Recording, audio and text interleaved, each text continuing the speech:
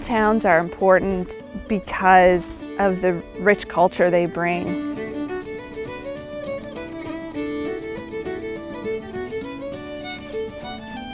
My daughter is 6 years old and her name is Grace. She has Down syndrome and she is in grade 1.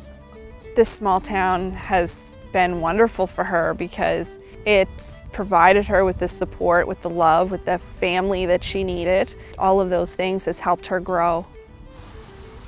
Sheet Harbour is a very special community, and it's so cliche in that everyone knows everyone's name and everyone can trust everyone, and there seems to be a genuine love and caring from our volunteers, from our volunteer organizations that want to see our students, our children succeed in all aspects.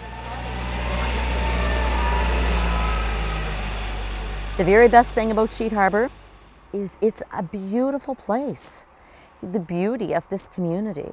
The ocean is here, it's clean, it's fresh. We don't have a lot of pollution. People are friendly, people are giving. It's just everything that every rural community has. Public service in rural communities, as in any rural or any community really, is sometimes the fabric of that community.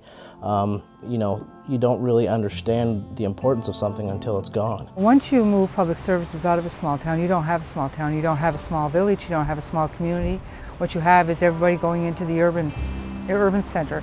Without schools, without a form of health care, without policing, without roads, without community services, you can't live there. There's nothing that sustains it. Public services are required to sustain a community as much as business is. I do believe that people in the community appreciate the public service, but sometimes they may lose sight of the benefit of public service. It's the type of thing that, you know, money needs to be saved somewheres. It's easy to do away with something until that service is needed.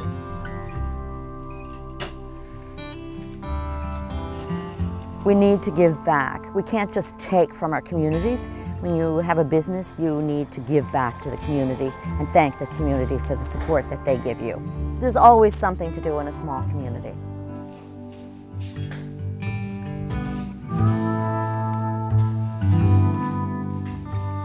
People are delighted to be at home. I think in their own environment, that's where people thrive, and our goal is to keep them there as long as we can.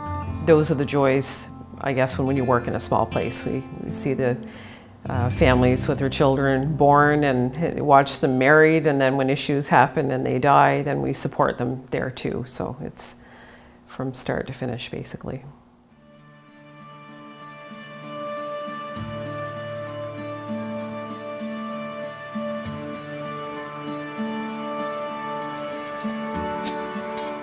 This is our fire truck, yes.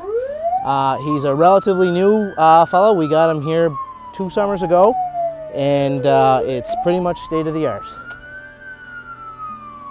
My whole life I wanted to be a forest ranger, and so it was just, I guess, kind of a childhood thing, and I was lucky enough to kind of see it through to fruition. So public service jobs are important, and it gave me an opportunity to be able to provide a good life for my wife and children without having to leave my home.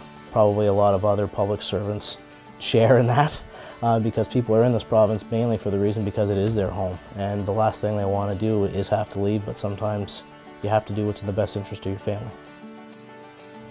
I grew up in Sheet Harbour and I lived here all my life. One of my concerns is people leaving for Western jobs and higher paying jobs, and we are losing a lot of our good young workers to the West. I mean, everyone always worries about losing what we have. Years ago, there used to be a lot more here. I mean, we used to have a public swimming pool. We used to have a bowling alley, but all of those things have gone away because of lack of funding, lack of support.